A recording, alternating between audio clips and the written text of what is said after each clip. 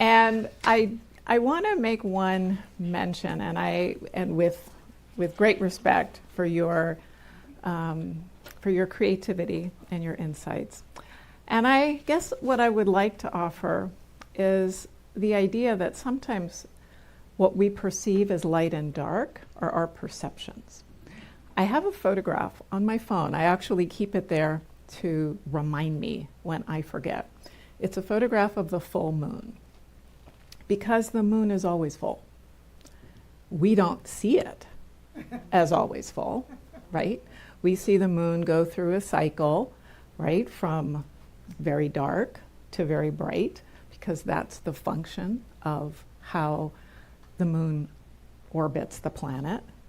But the moon is always full, which means that it's always light.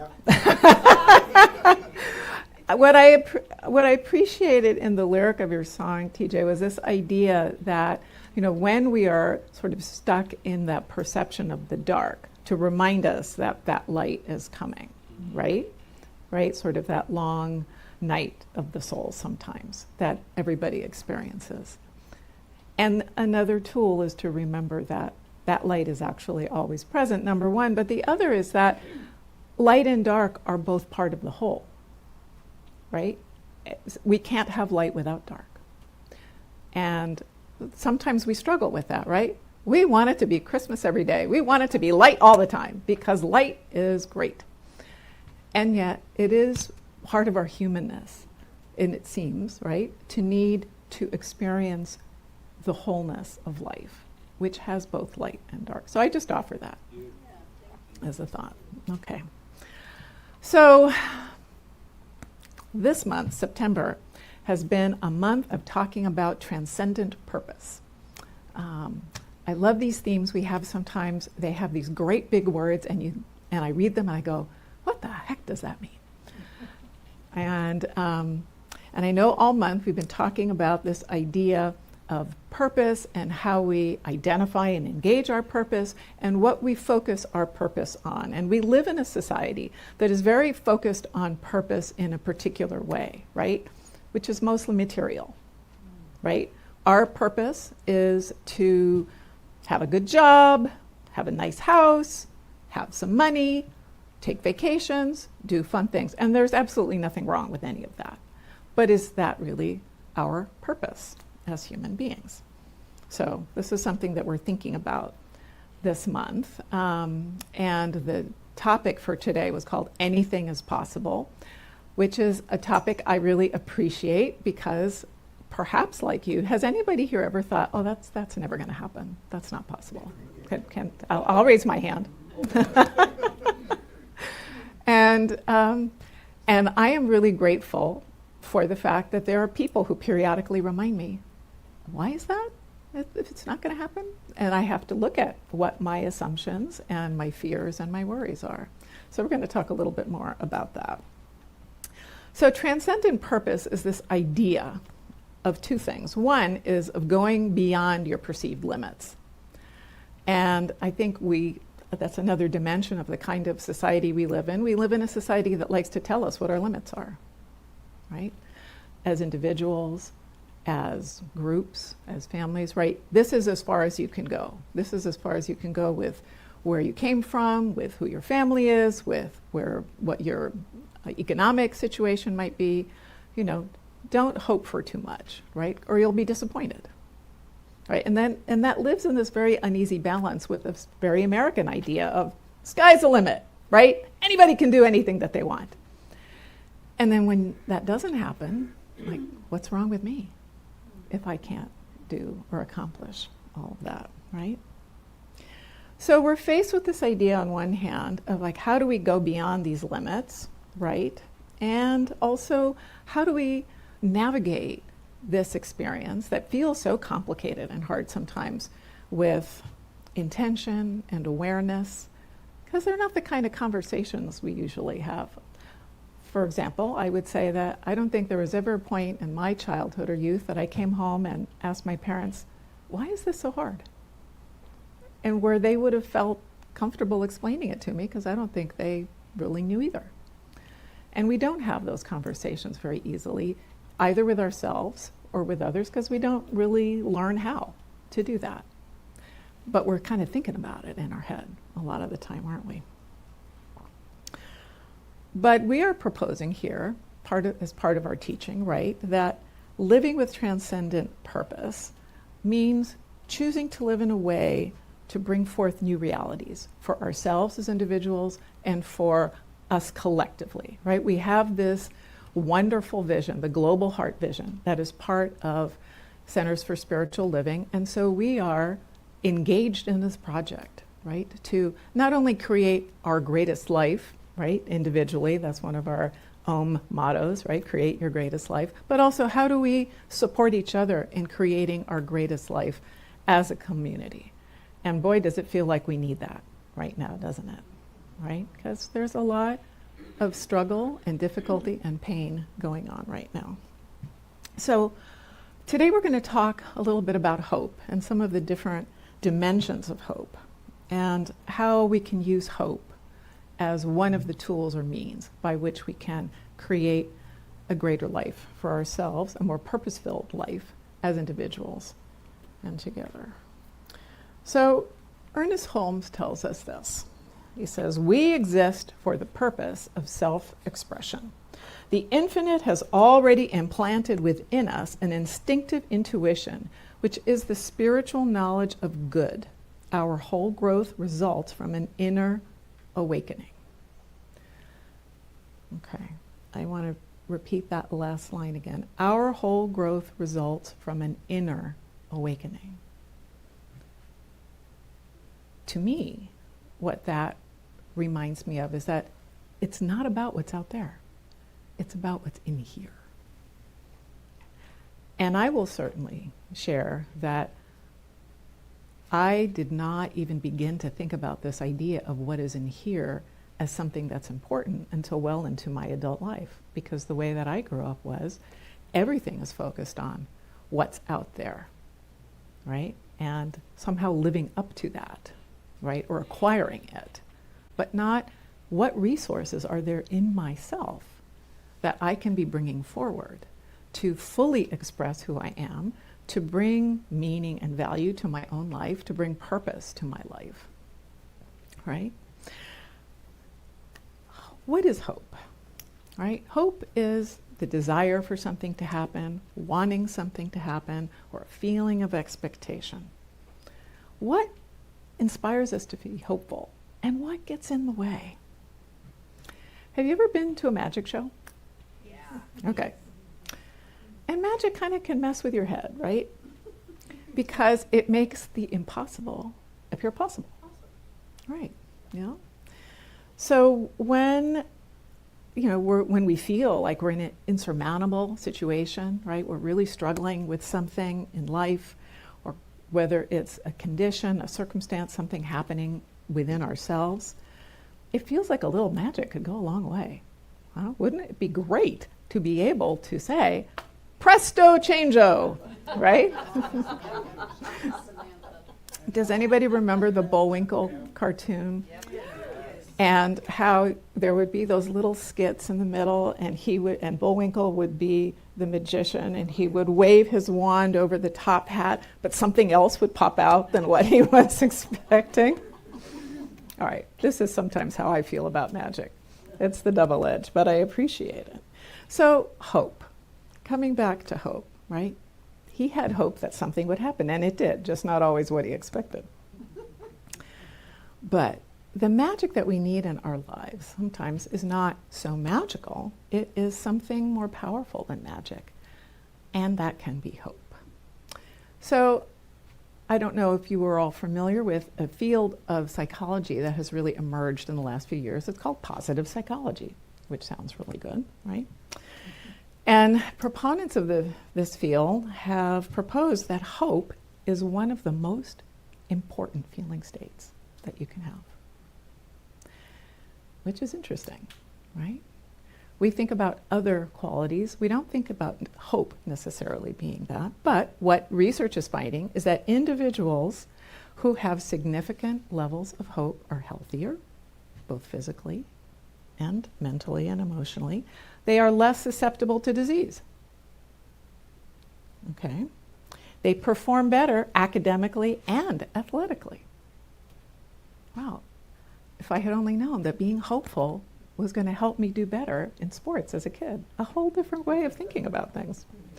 Right? So elite athletes score exceptionally high on psychological measures of hope that indicate that raw talent and grit and even optimism without hope is not sufficient. So you can be incredibly capable, but if you don't have hope, it doesn't work as well.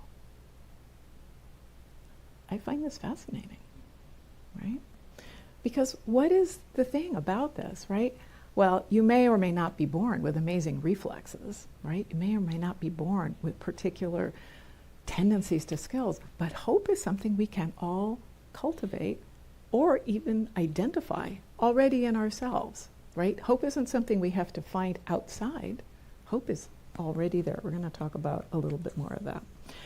So hope is also correlated with better relationships, higher self-esteem, all kinds of things.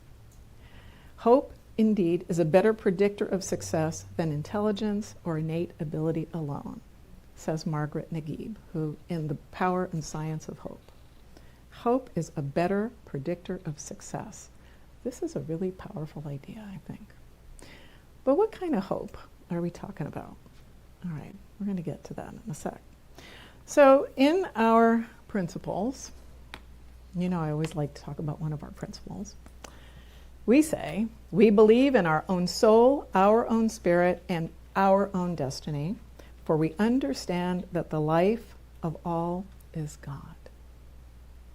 And what that means, of course, is that God is right here, right? God is not out there. God is within us, because God is all that there is, which is, I think, another very revolutionary idea, and one with a great deal of power for us. So typically we think about hope as, you know, I hope you feel better. I hope your presentation goes well next week, right? I hope you have a good trip. And, you know, it's nice, it's positive, it's not super intense, right? And we also say, don't get your hopes up, right? Have you ever heard someone say that to you? Don't get your hopes up? Have you even ever said it to someone else, right? In a very well-meaning and loving way, because we don't like disappointment. So if we worry that if we hope too much, things might not work out. And that would be worse, to be disappointed, right, than to be hopeful. And I think, you know, Ernest Holmes kind of understood that use of the word hope. And in fact, in the Science of Mind textbook, he talks about hope as good, maybe better than despair, but mostly ineffective. He called it a subtle illusion. And I believe he meant that in the sense that I was just talking about. That quiet, I hope, right? He distinguished hope from faith, right? So the kind of hope that we're going to talk about today, though, is a little different. It's more than just optimism, right? It's the idea that there is a core power that empowers our spiritual journey. And in that sense, I'm talking about hope as inspiration, right? So what is it that informs our hope? We get an idea, right? We get an inspiration. We get a desire to do something, feel something, experience something, be something. And that is where our hope comes from, that inspiration, that moment of desire. So when it's rooted in our connection with the divine, because we've been talking about how we are, in fact, the embodiments of the divine. So when we experience inspiration, that's the divine talking to us. That's the divine expressing itself. That's the divine kind of waving its hand and saying, hey, pay attention. Here's an idea. You know, something good can happen if you pay attention to this. And how often do we go, oh, that's never going to happen. That's too much, right? But the divine is talking to us, right? Because it's talking about possibility, right?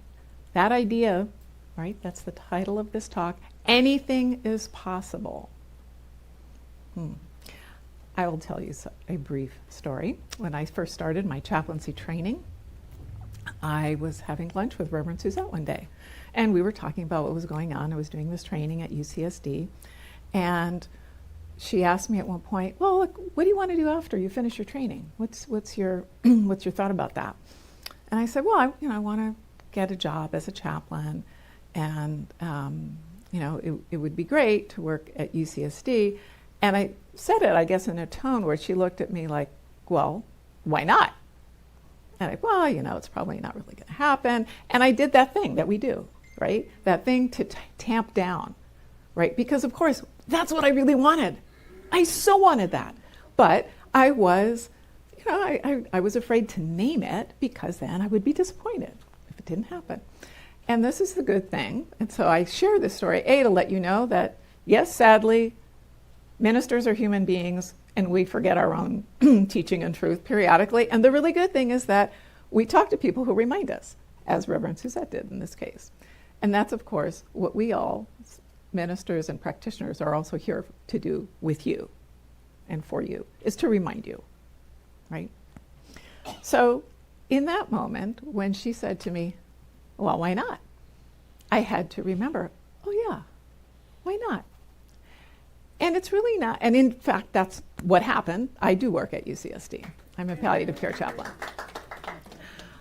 And I share that partly because I think one of the things, and we sometimes say this, in treatment, right?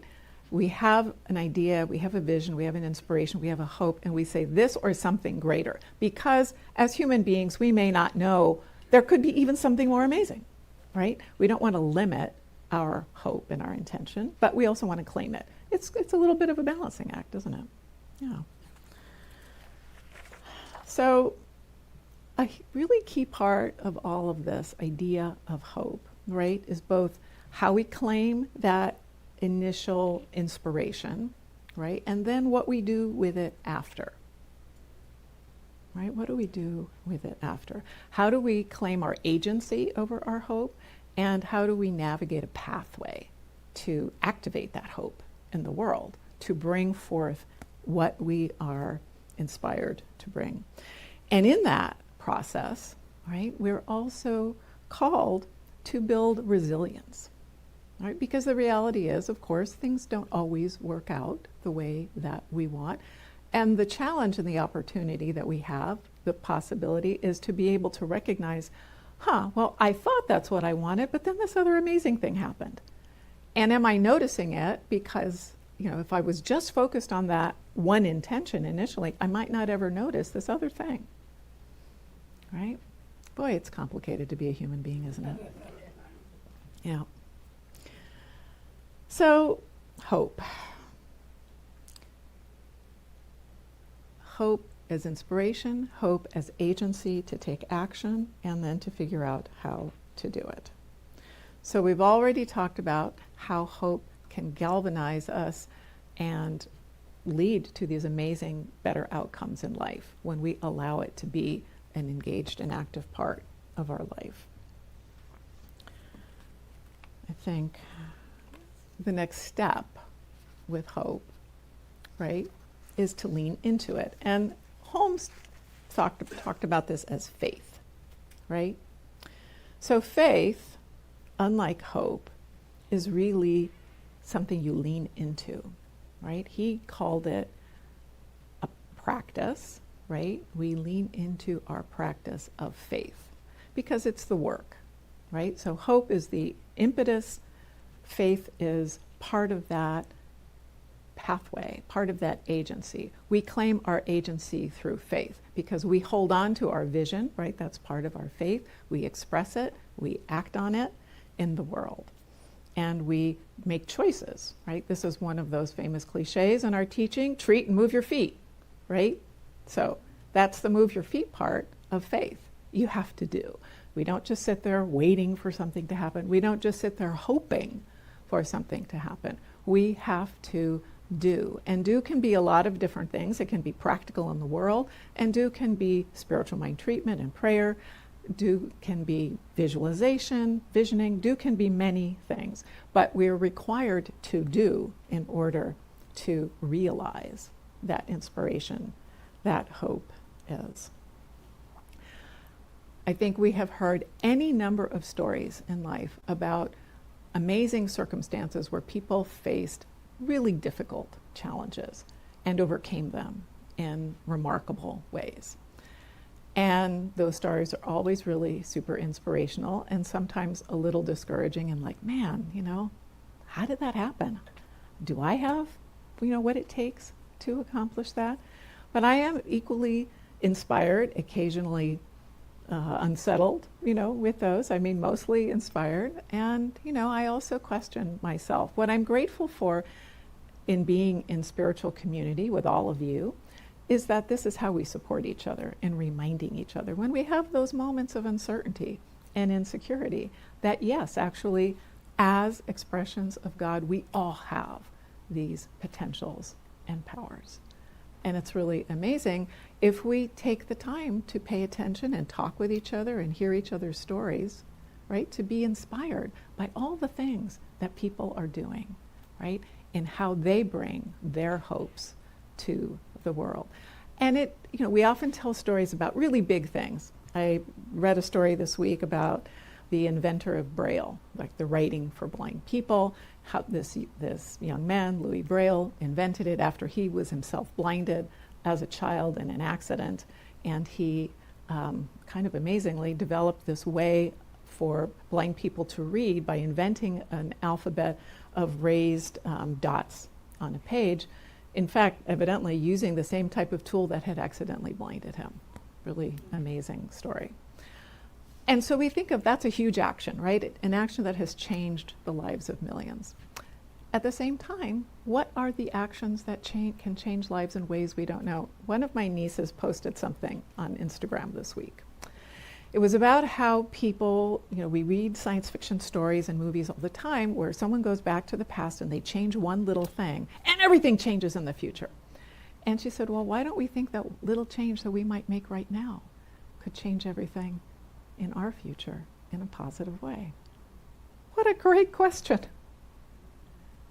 And that, for me, was a reminder of the power of hope, right? That even a small action right now, that we could change things for the better, not only for us as individuals, but for us all. How wonderful is that, right? It's that butterfly effect. I think sometimes you've heard that metaphor also, right? That's already been kind of demonstrated scientifically that, the energy generated by a butterfly's wings can actually change the weather on the planet. Right? It's that same thing, small action. And how does hope generate that? Hope generates that by moving us into action, being the impetus. So not hope like, oh, I hope it goes well, but yeah, hope. I'm going. I'm going to challenge myself to move forward. In the chaplaincy work that I do, we talk about hope a lot, right? I work with people who are really ill. And so, of course, naturally people have hope for recovery, hope for cure. But other kinds of hope also come up. Sometimes we talk about this in certain language. So we talk about conditional hope, right? That's a hope with a very specific outcome. And we talk about unconditional hope. That's a more general hope, a metaphor sometimes people use as sort of imagining hope as a stream, and conditional hope is like a little iceberg in the stream. It's kind of gelled around something. But more free-flowing hope is informing all parts of people's lives, right? And what happens when you allow your hope to flow? Surprising things. I will tell you that I've heard people talk about reviving dreams that they had forgotten that they even had. Kind of the challenge of illness sometimes is that it makes you have to think about, okay, right? We all know we're going to die, right? But for most of us, that's like somewhere over there. And when you're faced with a serious illness, you're faced with your mortality and the fact that you might have a less time than you imagined that you were going to have. And so now, okay, what do I do with that? Where does my hope go? What do I lean into? What do I feel inspired to do? And in that free-flowing form of hope, that unconditional hope, there can be really magical things that happen for individuals. Returns to things that they had given up doing because they didn't imagine it was possible, but now there's nothing to lose, right? And the truth is, there is always nothing to lose at a certain level. But, it's natural for us to be worried about that.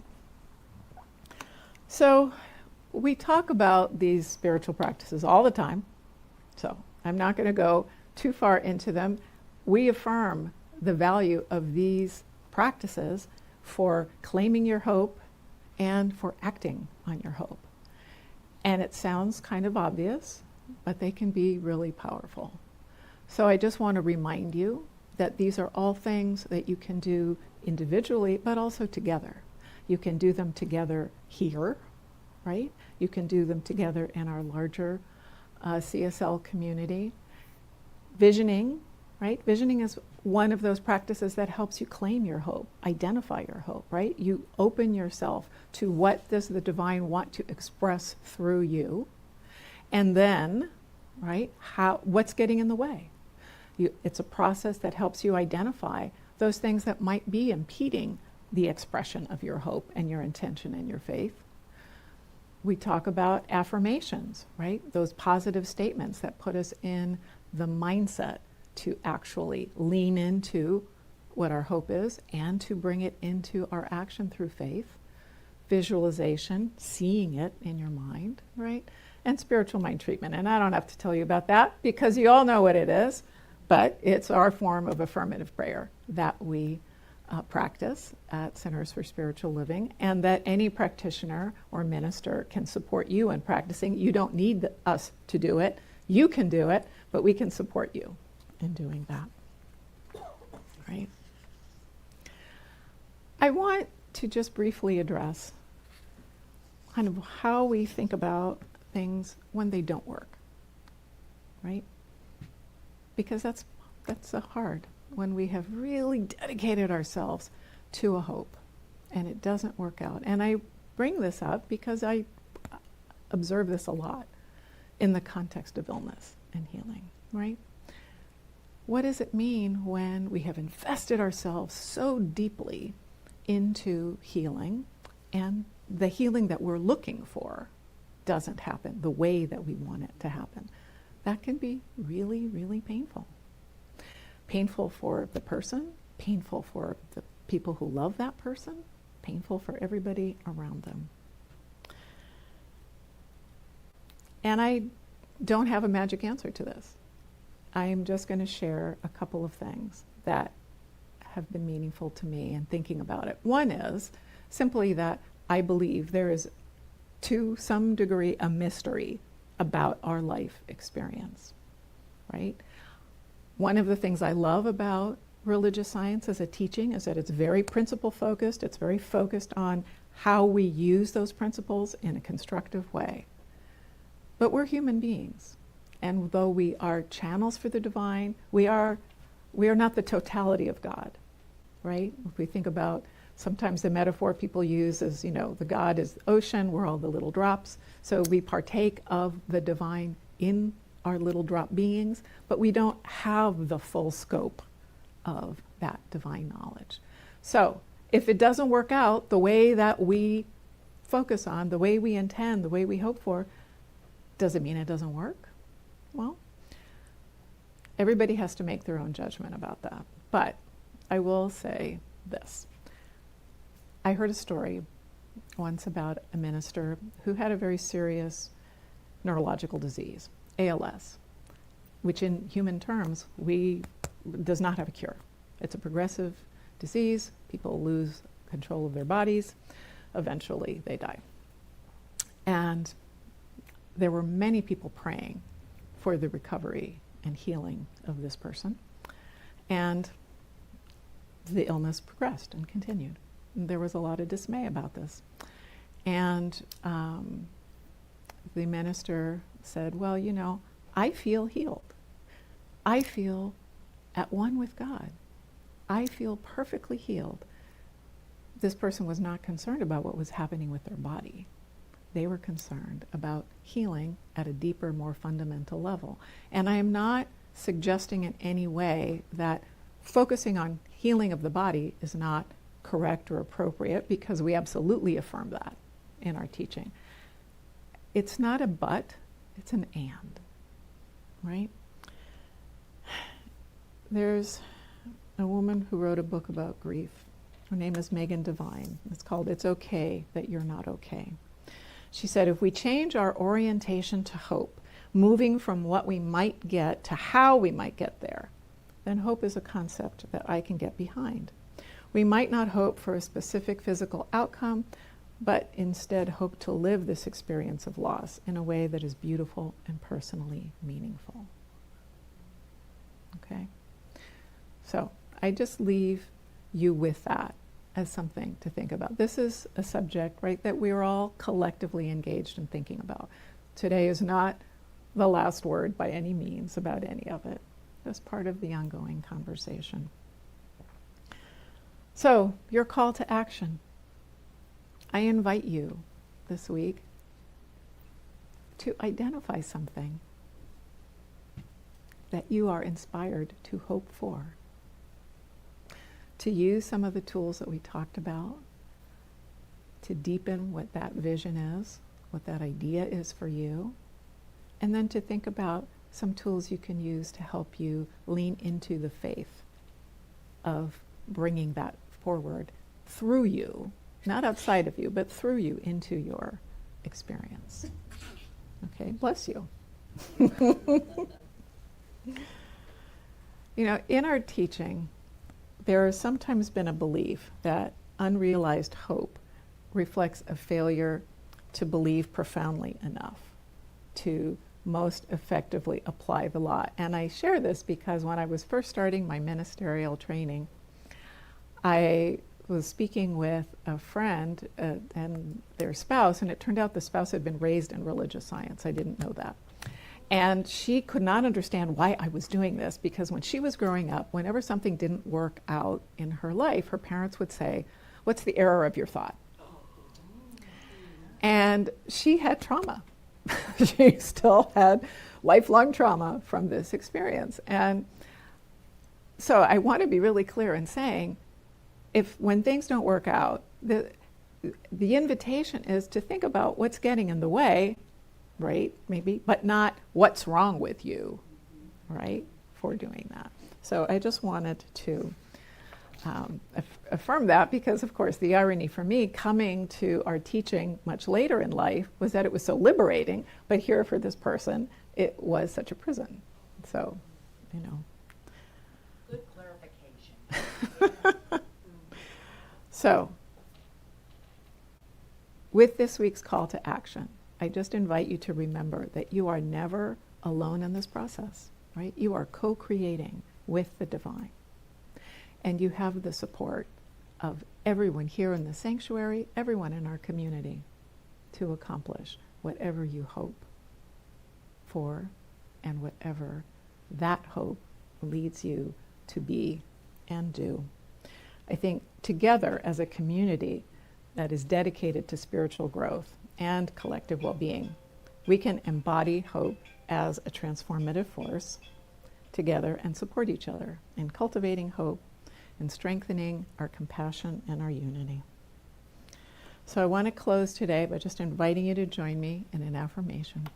So please stand.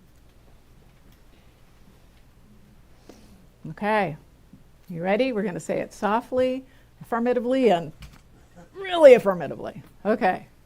Today, I know anything is possible.